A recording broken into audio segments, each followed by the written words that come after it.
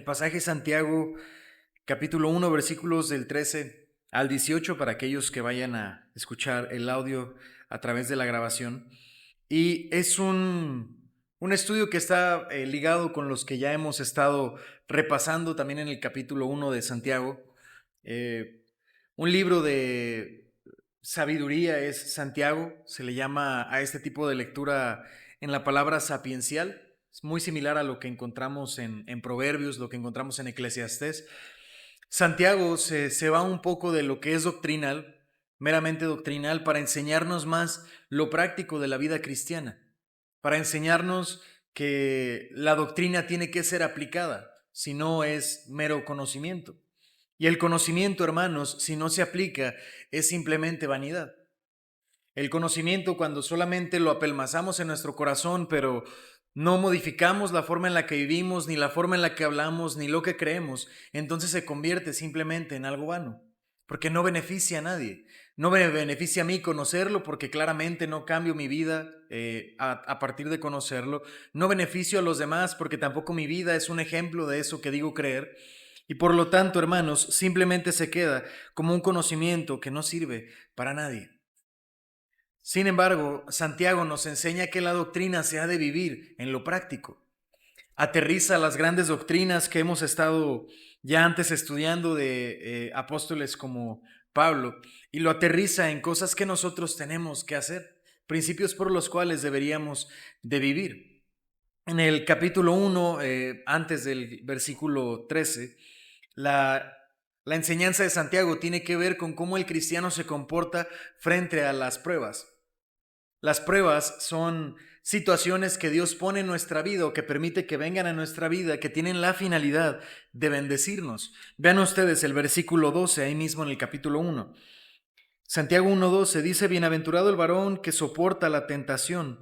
Aquí la palabra realmente que está utilizando, porque en tentación y en prueba son palabras muy similares en el idioma original, pero el resultado es diferente.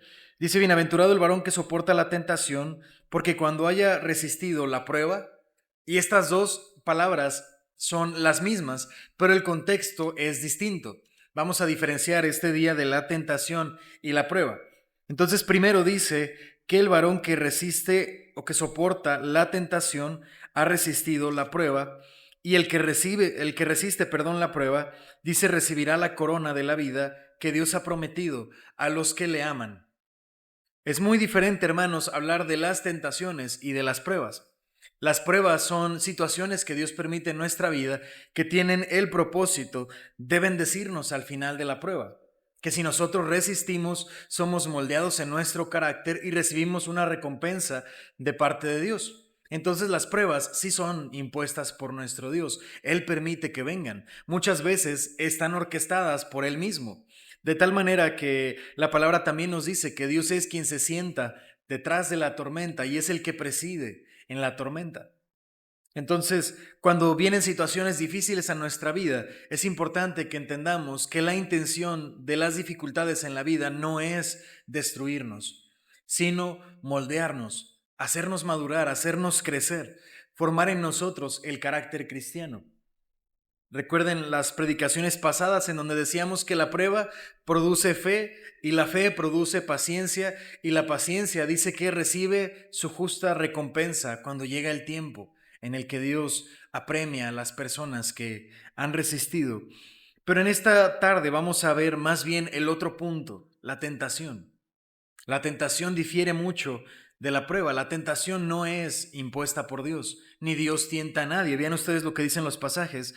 Cuando alguno es tentado, no diga que es tentado de parte de Dios, porque Dios no puede ser tentado por el mal, ni Él tienta a nadie. Estos pasajes, hermanos, nos enseñan o nos traen a la conciencia tres preguntas muy diferentes. La primera es: ¿por qué suceden las tentaciones? ¿Qué finalidad tienen las tentaciones? Y en tercer lugar, ¿quién las pone en nuestro camino? ¿Dónde se originan? Pues podemos ver en este versículo 13 que dice que cuando uno es tentado no debe decir que es de parte de Dios, porque en la naturaleza de Dios no existe tal cosa como la tentación, porque ni Él puede ser tentado, ni Él puede tentar a nadie. La tentación tiene un contexto diferente a la prueba. La prueba nos habla de situaciones difíciles, padecimientos, muchas veces que nosotros no tenemos control o no dependieron en un principio de nosotros. Una prueba podría ser a lo mejor que choqué, una prueba podría ser perder el trabajo, una prueba podría ser que de repente el peso caiga. Esas son pruebas. No tienen que ver con el pecado, tienen que ver con cosas de la vida, situaciones que naturalmente tienen la vida y que pueden afectar al cristiano. La persecución, las mentiras que se dicen para afectar la reputación de un cristiano, esas son pruebas. Pero la tentación, hermanos, tiene un contexto muy diferente. La tentación es un dardo lanzado para tocarte en donde más débil eres tú y hacerte caer y hacerte tomar malas decisiones. Esas son las tentaciones. Y las tentaciones, hermanos, no pueden provenir de Dios.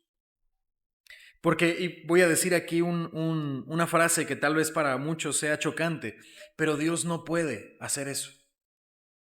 Nuestro Dios, siendo un Dios todopoderoso, no puede hacer una cosa: pecar. Dios no puede pecar, ni Dios puede tentar a nadie, porque no está en su poder hacer eso. ¿Y por qué digo que no está en su poder? Porque hacerlo sería negarse a Él mismo y su naturaleza.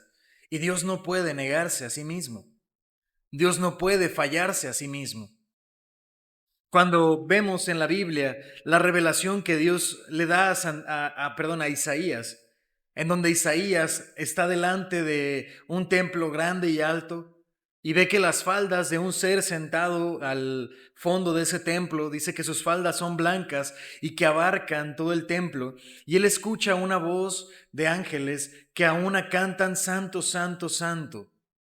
Es el Dios de Israel, el Todopoderoso Jehová. Y esa santidad, hermanos, le impide a Dios pecar, porque no es que Él pueda albergar santidad o que Él pueda o no ser santo, es que Dios es santo. Más adelante, Santiago dice que toda dádiva y todo don perfecto desciende de lo alto, del Padre de las luces, en el cual no hay mudanza ni sombra de variación. Eso implica que Dios no cambia. Nosotros cambiamos. Nosotros maduramos, nosotros pasamos de ser niños a ser adultos, a ser ancianos. Nosotros podemos cambiar de opinión, nosotros podemos un día pensar que una situación es mejor que otra y al día siguiente cambiar totalmente la perspectiva. Pero hermanos, Dios no es así. Dios no cambia de opinión. Dios no puede alterar quién es Él. Él es santo, santo, santo. Y eso, hermanos, lo imposibilita de ser capaz de hacer mal. Nuestro Dios no puede hacer el mal. Por lo tanto, la primera pregunta tiene una respuesta clara.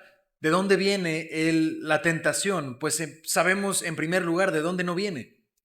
Sabemos que no viene de Dios. Dios es el excluido aquí máximo. ¿Por qué? Porque Él no puede hacer eso. Ni Él puede pecar, ni tampoco Él puede tentar a nadie. Entonces la tentación, hermanos, no es algo que Dios trae a nuestra vida. No es algo que Dios pone en nuestro camino para hacernos caer y fracasar. Dios no puede traer la tentación a nosotros porque Él no puede involucrarse con aquello que no sea santo. Por eso dice el versículo 14, sino que cada uno es tentado cuando de su propia concupiscencia es atraído y seducido. Vean ustedes que constantemente utiliza en las palabras un presente continuo. Cuando alguno, dice el versículo 13, es tentado. Eso quiere decir, hermanos, que no es una situación que pasa solamente alguna vez o en algunas ocasiones, sino es algo que constantemente pasa en tu vida. Constantemente eres tentado. Y cuando constantemente eres tentado, tienes que acordarte que no proviene la tentación de Dios. Que esas situaciones, hermanos, no están diseñadas por Dios para hacerte caer, sino que la tentación, hermanos, tiene un origen más claro en nuestra propia debilidad. El hombre, como ustedes recordarán, tiene tres enemigos principales. De esos tres hay uno que es más peligroso que los otros dos. Y no es Satanás. Yo sé que muchos lo pensamos así, ¿no? Vemos a Satanás como si fuera esto un videojuego. Lo vemos como el enemigo final, ¿no? El que tengo que vencer al final del juego. Y no es así. Satanás no es el enemigo más difícil, ni es el más peligroso. El hombre tiene tres enemigos principales: el mundo y el influjo del mundo, lo que el mundo enseña. El mundo, hermanos, es ese complejo compuesto de ideas, creencias, principios que rigen a la gente que no es de Cristo y que se predica en todos lados, en la televisión, en las redes sociales, en los videos, en la radio, en las redes sociales. Y el mundo le enseña a los jóvenes cómo es vivir bien. Y ese es el primer enemigo del cristiano: el influjo del mundo y lo que el mundo cree que está bien. En segundo lugar, tenemos a Satanás. Satanás es el padre de mentira, aquel que dedica su existencia a engañar a las personas, a hacerles caer, a poner las situaciones para que las personas puedan desempeñar sus pecados en su máximo esplendor. Aquel que se dedica a acusar a los cristianos con el Padre, y aquel que se dedica a hacer a los cristianos alejarse de su Padre y perder el gozo de su salvación en esta vida. Suena terrible, ¿verdad? Pero no es él el más peligroso tampoco. El más peligroso, hermanos, es lo que hay dentro de nosotros mismos. Porque no hay un enemigo más peligroso que el enemigo que tienes en casa. Es por eso, hermanos, que en las guerras y aún en los países presentes, uno de los delitos más graves que uno puede cometer es la traición a la patria. Porque no hay otra cosa que se considere más peligrosa, más traicionera, más corrupta, más nefasta que alguien que traiciona a su propia patria. Generalmente, hermanos, las penas más grandes son para las personas que actúan en contra de su propia nación. Antes incluso era un delito de pena de muerte, ya en muchos países no lo es así. Pero antes, por la mayoría de las naciones, era un delito que merecía la pena de muerte, porque es algo sumamente peligroso. Imagínense que en un conflicto entre dos países, una persona de responsabilidad muy alta, con códigos de seguridad, con ubicaciones militares, con claves a lo mejor de acceso a cierta información, en un país se la revela al país opuesto. Imagínense la vulnerabilidad en la que dejaría a su propio país. Por eso es tan terrible, porque exhibiría las flaquezas delante del otro enemigo. Pues eso, hermanos, es la concupiscencia dentro de nosotros. Nuestro ser interior constantemente, nuestra naturaleza, constantemente batalla contra nuestro ser interior espiritual, contra el Espíritu Santo. Y son fuerzas que están en nuestro corazón constantemente en una lucha. Y el problema, hermano, de eso es que no hay peor enemigo que el que tienes en casa, porque él sabe de dónde cojeas. Él sabe cuál es tu debilidad. Él sabe cómo puede afectarte. Y entonces la tentación, hermanos, no es una flecha lanzada al aire y a ver a quién le pega. La tentación es una flecha, bien intencionada y bien direccionada hacia el punto en el que a ti te duele más. Y es por eso que la tentación es tan peligrosa, porque está diseñada para ti. Está diseñada para tentarte en lo que a ti te gusta. Ese es el punto con la tentación y el pecado, que nos ofrecen algo que nos agrada. Si el pecado no tuviera algo que ofrecernos, nadie pecaría. El asunto, hermanos, es que el pecado tiene algo con nosotros y en cada persona hay algo que flaquea, hay una situación que lo hace débil. Habrá hermanos que la lujuria sea una flaqueza, habrá hermanos que la mentira sea una flaqueza o que el dinero sea su principal tribulación o su principal medio por el cual puede caer. Habrá hermanos que tal vez el odio, el resentimiento, la ira, el hablar desenfrenadamente sin meditar en lo que dice, son las situaciones que nos pueden hacer caer, y cada uno de nosotros, mientras yo hablo, yo sé que puede distinguir algo de eso en su propia vida. Pues la tentación, hermanos, está diseñada por Satanás para atacar y poner las situaciones delante de nosotros, pero al final de cuentas, el que cae y el que comete el pecado somos nosotros mismos. Alguna vez escuché a un predicador decir que Satanás es como el ser que nos da el martillo y el clavo, pero el que tiene el deseo de clavar eres tú. Es decir, Él pone todas las herramientas a tu disposición, pero Él no puede obligarte a hacer nada. Solo tiene que disponerte las herramientas adecuadas para que tú le des rienda suelta a tus pasiones. Y entonces Satanás prepara la situación, prepara los objetos, prepara a las personas o los eventos que necesitas. Los dispone delante de ti, pero el que decide tomar la decisión de pecar es uno mismo. Por eso, en el versículo 14 dice, sino que cada uno es tentado cuando de su propia concupiscencia es atraído y seducido. La concupiscencia, hermanos, entonces es esa predisposición que nosotros tenemos a ciertos pecados. Satanás sabe cuál es esa predisposición que nosotros tenemos a esos ciertos pecados. El mundo también, hermanos, aunque no lo sepa como conciencia colectiva, está diseñado para favorecer esos pecados y esas situaciones. Entonces, el mundo y Satanás saben dónde es donde a la mayoría de las personas les duele y ellos solamente ponen el anzuelo. Y entonces, hermanos, somos como pequeños peces que están en el océano y de repente cae delante de nosotros un pequeño anzuelo que tiene una carnada que nos es demasiado atractiva para dejar pasar. Pero se dan cuenta que cuando el pescador lanza el anzuelo y pone la carnada, eso no garantiza que vaya a pescar. El pez tiene que escoger ir por la carnada. Tiene que escoger dar el bocado. Y entonces cuando el pez ha caído, entonces el pescador puede tirar del hilo y entonces sacar el pez. Ese es, es el mismo contexto del que estamos hablando. Satanás lanza el anzuelo y pone la carnada perfecta para que a ti te agrade, pero el que decide agarrarlo eres tú mismo. El que decide ir en pos de la carnada es uno mismo. Vamos a leer un pasaje. Déjenme lo busco rápidamente. Está en Proverbios 7. Proverbios 7, versículos del 6 al 23.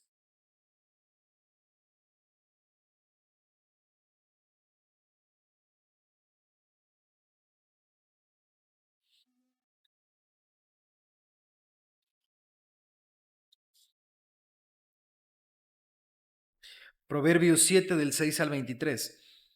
Dice, porque mirando yo por la ventana de mi casa, por mí celosía, vi entre los simples, consideré entre los jóvenes a un joven falto de entendimiento, el cual pasaba por la calle junto a la esquina e iba camino a la casa de ella. A la tarde del día, cuando yo ya oscurecía en la oscuridad y tinieblas de la noche, cuando he aquí una mujer le sale al encuentro, con atavío de ramera y astuta de corazón y alborotadora y rencillosa, unas veces en la calle y otras veces en las plazas, acechando por todas las esquinas. Se asió de él y le besó con semblante descarado, le dijo, sacrificios de paz había prometido, hoy he pagado mis votos. Por tanto, he salido a encontrarte, buscando diligentemente tu rostro, y te he hallado. He adornado mi cama con colchas, recámaras con cordoncillo de Egipto. He perfumado mi cámara con mirra y aloes y canela.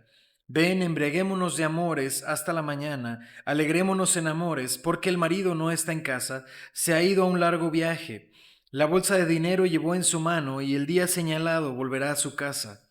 Lo rindió con la suavidad de sus muchas palabras, le obligó con la salamería de sus labios, al punto se marchó tras ella, como va el buey al degolladero, y como el necio a las prisiones para ser castigado, como el ave que se apresura a la red y no sabe que es contra su vida, hasta que la saeta traspasa su corazón. Hermanos, es el contexto y son las mismas palabras que está utilizando Santiago. Fue atraído y fue seducido. Y él no sabía que esta mujer, la ramera, lo estaba llevando para su propia destrucción. Pues así mismos, hermanos, somos nosotros cuando somos atraídos y seducidos por lo que hay dentro de nosotros mismos. Satanás dispone las cosas, pero es nuestra propia maldad y nuestra propia predisposición al pecado lo que nos lleva en camino de la tentación y por lo tanto a cometer los pecados. Por eso dice la palabra que nadie puede decir que Dios le ha tentado. Porque la prueba, hermanos, a diferencia de la tentación, la prueba es orquestada por Dios y la prueba tiene la finalidad de que tú madures, de que tú crezcas, de que tú seas fortalecido en la paciencia y que Dios madure el carácter del cristiano en ti. Pero la tentación no tiene esa finalidad. El único fin de la tentación, hermanos, es nuestra propia destrucción. No crean ustedes cuando se presenta la tentación que es disposición de Dios. Nunca Dios va a poner algo en tu camino que te destruya. Más bien, hermanos, leemos de Dios algo muy diferente. No que Dios traiga la tentación al camino de las personas, sino que más bien Dios nos da la salida de la tentación. ¿No nos dice Efesios que juntamente con la tentación traerá a Dios la puerta para que nosotros podamos escapar? Entonces no es Dios quien trae la tentación a nuestra vida, más bien es Él el que nos da la oportunidad de salvarnos. Frente a la tentación, hermanos, entonces, nosotros no tenemos que pensar que viene la situación de Dios y la situación no agrada a Dios y no tiene que ver con los valores cristianos. Más bien es una situación orquestada por el mundo en conjunto con Satanás y con nuestra propia debilidad. ¿Y uno qué debería de hacer frente a la tentación? Resistir al diablo. Dice la palabra, resistid al diablo y huirá de vosotros. Uno tiene que resistir, tiene que afianzarse a la palabra de Dios, tiene que dejar esas oportunidades pasar y creer en el Señor que puedo salir de esta situación porque la tentación nunca excede, hermanos, mi capacidad de salvarme, no excede mi capacidad de decirle que no. Vamos a leer un pasaje en Efesios. Efesios capítulo 2, versículo 3.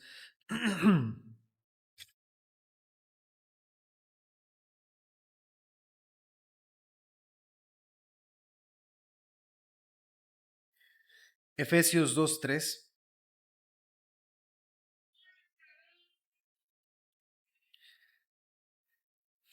Dice, entre los cuales, está hablando de los hijos de desobediencia, entre los cuales también nosotros vivimos en otro tiempo, en los deseos, fíjense lo que dice, en los deseos de nuestra carne, haciendo la voluntad de la carne y de los pensamientos, y éramos por naturaleza hijos de ira, lo mismo que los demás.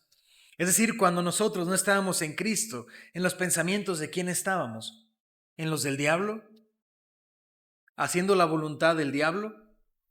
Dice ahí que estábamos haciendo lo que nuestra propia mente quería que hiciéramos. Estábamos haciendo lo que nuestras propias pasiones desenfrenadas nos llevaban a hacer. Entonces ya contestamos dos cosas, hermanos, que la tentación no puede provenir de Dios, que más bien viene de Satanás, y dos, el origen de las tentaciones o el propósito de las tentaciones es nuestra propia destrucción. La tentación no tiene la finalidad de producir en nosotros ni madurez, ni espiritualidad, ni crecimiento. Ahora, es muy diferente decir que cuando uno resiste la tentación, eso le lleva a madurar, eso sí. Cuando uno resiste la tentación, cuando uno aprende a decir que no, cuando uno vive mortificando el pecado, naturalmente se acerca a Dios. Naturalmente madura en su ser interior y entonces el Espíritu Santo comienza a ganar cada día más terreno en nuestro corazón y expulsamos cada vez más el pecado que hay en nosotros y eso nos lleva a la madurez. Eso es cierto. Pero la tentación, la idea, el mundo, Satanás y tu propio interior, no para que crezcas. Vienen por situaciones muy diferentes. Versículo 15 dice, entonces la concupiscencia, después que ha concebido, da luz al pecado y el pecado, siendo consumado, da luz a la muerte. Aquí Santiago, hermanos, toma un ejemplo de la vida cotidiana. el embarazo, la gestación de un bebé en el vientre de una mujer y su posterior nacimiento. Dice entonces Santiago que la concupiscencia, lo que hay en nosotros, en nuestro interior, a pesar de que siempre permanece en nuestro interior, no estoy diciendo que tenga el poder sobre nuestra vida. Uno decide darle el poder o no. Entonces, tal como un hombre tiene que unirse a una mujer y esa unión produce una vida, cuando nuestra voluntad se une a la conciencia, produce y da nacimiento al pecado. ¿Sí entienden entonces lo que está diciendo Santiago? Que la concupiscencia siempre va a ser algo que está en nosotros. Y hasta el día en que Jesucristo no vuelva por nosotros o nosotros partamos a su presencia, la concupiscencia forma parte de nosotros. Y es nuestro trabajo día con día limitar su poder, hacerlo cada vez más pequeño, mortificando nuestro ser pecaminoso dentro de nosotros. Y eso es una tarea de toda la vida. Pero mientras estemos en esta vida y en este cuerpo, es algo que va a estar siempre en nosotros. Pero no se asuste, no le tenga miedo a eso, porque la concupiscencia no tiene ningún poder si usted no se lo da.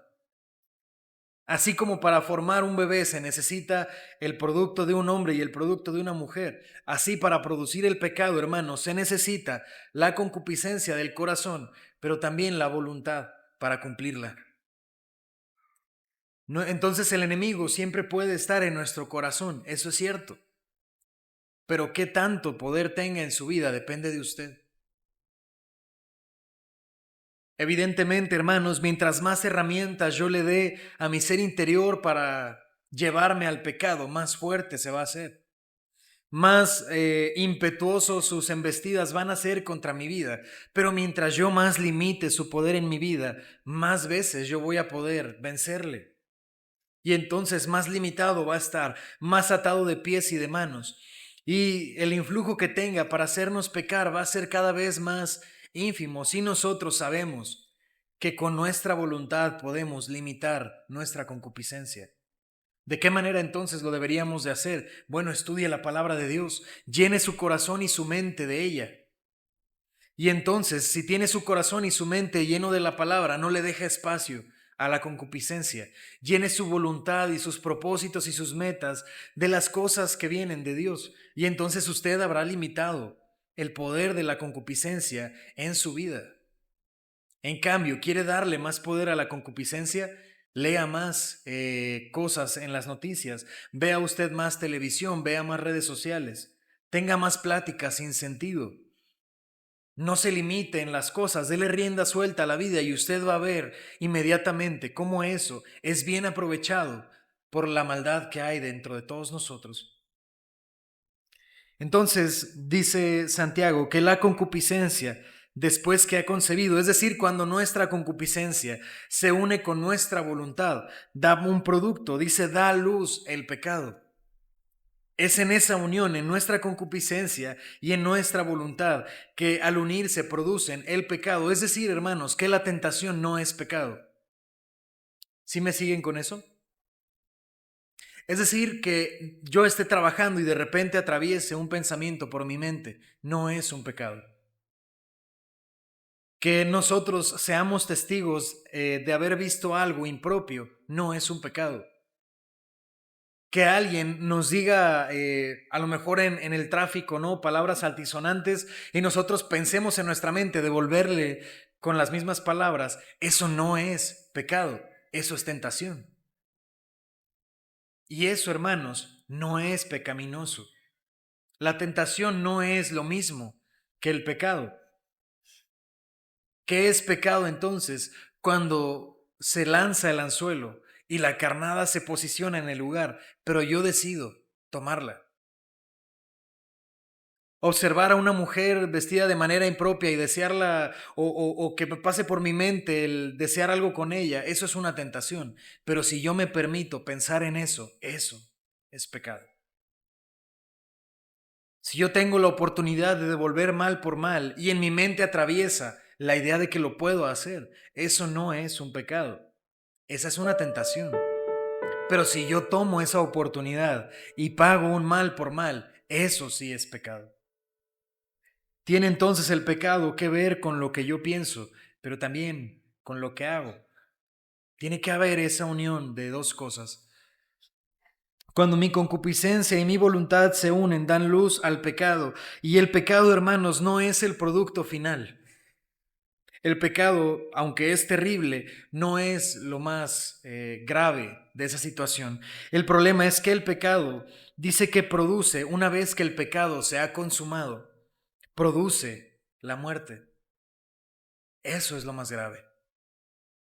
Que la tentación es el anzuelo para que tú caigas, pero si caes, hermano, lo que te espera del otro lado de ese anzuelo con carnada no es otra cosa sino la muerte.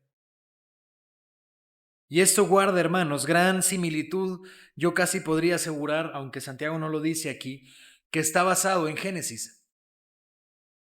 Ustedes recuerdan la historia de Adán y Eva, porque todos estos puntos les pasaron a ellos. ¿Quieren ir para allá? Génesis. Vamos a ir para allá. Génesis capítulo 2.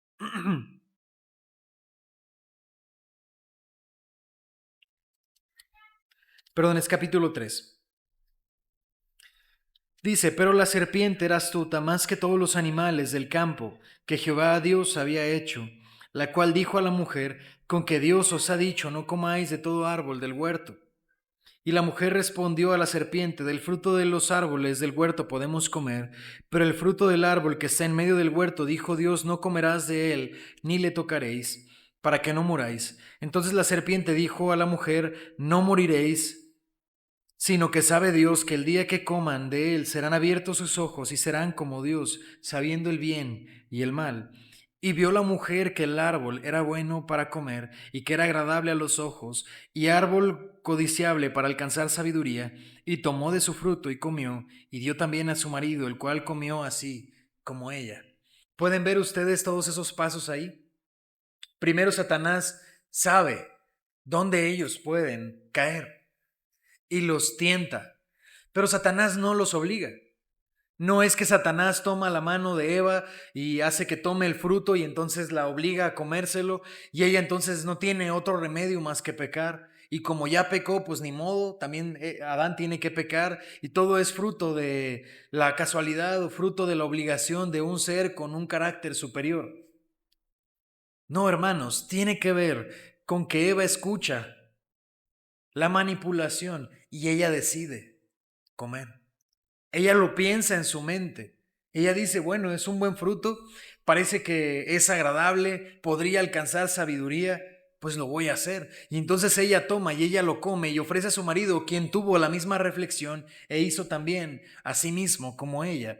Y eso, hermanos, produjo en ellos, ¿qué cosa? La muerte.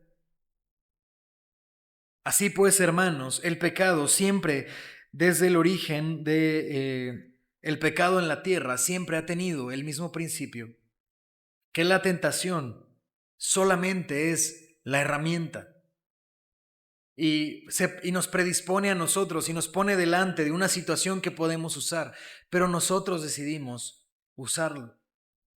Ahora ustedes, ¿cuáles creen que sean las respuestas que los hombres tienen para Dios respecto a eso? ¿Será que el hombre es bueno para reconocer que es su maldad, que es su pecado? Vean ustedes lo que dice Adán.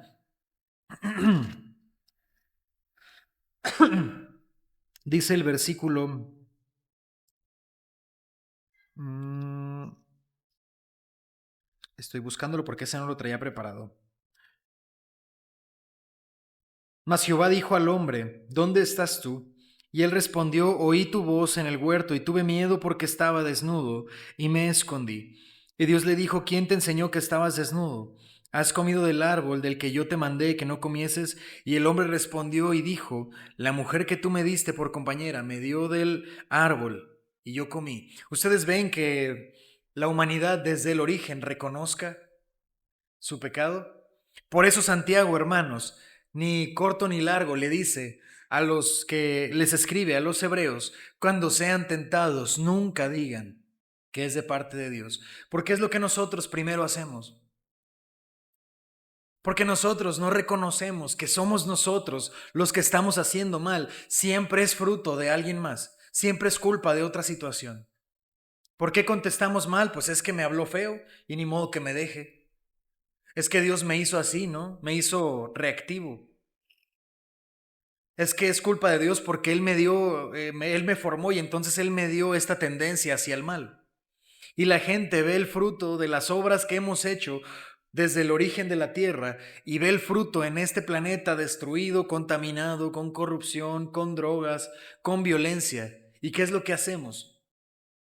Decimos, vea, hay que ver la tierra como la tenemos nosotros, cómo somos culpables de toda la muerte de las especies. No. Decimos, ¿por qué Dios permite? ¿Por qué Dios deja que las cosas así pasen? ¿Por qué Dios le quita la vida a los niños con cáncer? Y no nos damos cuenta, hermanos, de que eso es nuestra culpa. De que cuando nuestra concupiscencia se unió con nuestra voluntad, gestó el pecado y el pecado naturalmente produce la muerte. Y el mundo que tenemos ahora es una evidencia de que constantemente nosotros unimos nuestra voluntad con nuestra concupiscencia y gestamos nada más y nada menos que la muerte en todas las cosas que hacemos. Ahora ustedes podrían decir, bueno, pero hermanos, nosotros somos cristianos. Y nosotros tenemos un reino celestial, una vida eterna. No puede el pecado matarme.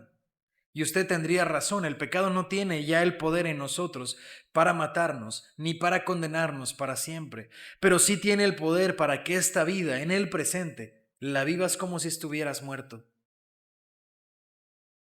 Por eso David en el Salmo 51 le dice a Dios, devuélveme el gozo de ser salvo. Porque tal vez no puedo perder mi vida en el sentido estricto de la eternidad. Nadie puede perder su salvación. Si has creído en Cristo, eres salvo. Y el sello de la garantía es el Espíritu Santo que está dentro de ti. Pero sí puedes en esta vida morir al gozo de ser salvo. Y eso tal vez, hermanos, sea igual de terrible. Porque qué terrible, hermanos, sería vivir toda esta vida sin sentir la presencia de nuestro Dios, sin tener comunicación con Él, sin saber lo que está bien y lo que está mal, sin saber para qué fui llamado. Eso también, hermanos, es sumamente terrible. Y entonces cuando nosotros le damos rienda suelta a nuestros deseos y le damos cabida en nuestra voluntad, entonces gestamos el pecado. Y el pecado tiene el potencial de arruinar esta vida para nosotros. Por eso versículo 16 dice, amados hermanos míos, no erréis. Toda buena dádiva y todo don perfecto desciende de lo alto. Es decir, aquí Santiago está diciendo ninguna cosa corrompida nace ni se gesta en Dios. De Dios desciende todas las cosas buenas, toda buena dádiva, es decir, todo regalo celestial y todo don perfecto, es decir, todo lo que Dios nos ha dado, tal como la gracia, como la salvación, como la esperanza, como el Espíritu Santo, proceden de Dios, quien es el Padre de las luces y en el cual dice no hay mudanza ni sombra de variación. Entonces, sea cual sea el contexto en el mundo, hermano, tienes que saber que las cosas buenas solamente pueden provenir de Dios y no hay nada bueno que el mundo tenga que ofrecerte. Porque si el mundo te lo ofrece, entonces definitivamente no puede ser bueno. Todo lo bueno, todo lo justo, todo lo puro, todo lo que es de buen nombre, solamente puede venir de Dios. Y ese, hermanos, es el termómetro que tú tienes para saber si algo es justo o no. Si algo sería bueno que lo hicieras o no. Pregúntate, ¿será que esto viene de Dios? Porque si de Dios desciende todo lo bueno y todo lo justo, ¿será que esta oportunidad que tengo es buena, es justa, es para mi construcción, es para mi edificación? ¿O más bien pinta para ser de destrucción? Por último, hermanos, Santiago hace una comparativa entre nuestra voluntad y la concupiscencia y lo que producen con lo que produce Dios. Por eso dice, no se equivoquen. Vean versículo 18, Él, es decir, Dios, de su voluntad nos hizo nacer por la palabra de verdad para que seamos primicias de sus criaturas. ¿Pueden darse cuenta de que está haciendo una comparativa? Nosotros de nuestra voluntad más nuestra concupiscencia, cuando se unen, dan a luz el pecado y el pecado produce muerte. Bueno, ¿quieres saber qué hace Dios? Dios, cuando de su buena voluntad une su buen querer, su buena voluntad con su hacer, entonces Él da a luz vida, un opuesto, diferente. Él nos hizo nacer por la palabra de verdad para que seamos primicias de sus criaturas. Es decir, Dios, de su buena voluntad, Él hace que nosotros nazcamos a una nueva vida, a una vida construida en la verdad de Cristo. Y esa vida, hermanos, produce para nosotros ser primicias de sus criaturas, es decir, que seamos el inicio de una nueva creación.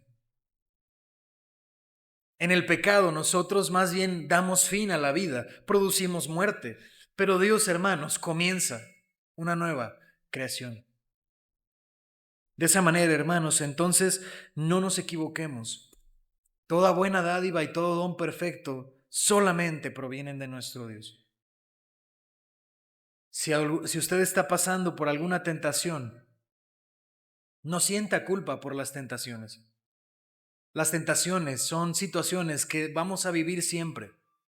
Más bien arrepiéntase de las veces en las que usted ha caído en esas tentaciones.